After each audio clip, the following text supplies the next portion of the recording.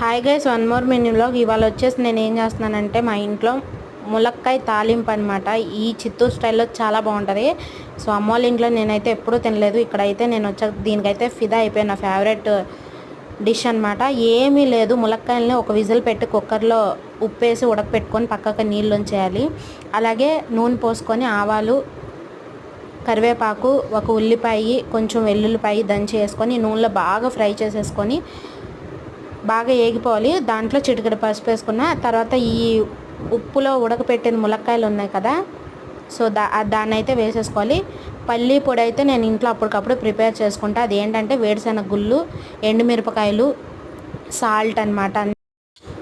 Salt ఇంకా కలపకూడదు ములక్కాయలను అలా వేసాక. సో లాస్ట్ అయితే చూసారా ఎంత బాగుందో. నేనైతే టేస్ట్ చేసి చెప్తున్నాను, చాలా బాగుంది. నాకైతే ఫేవరెట్ అనమాట. మీకు నచ్చితే కామెంట్ చేయండి. మరిన్ని రెసిపీస్ కోసం వెయిట్ చేస్తూ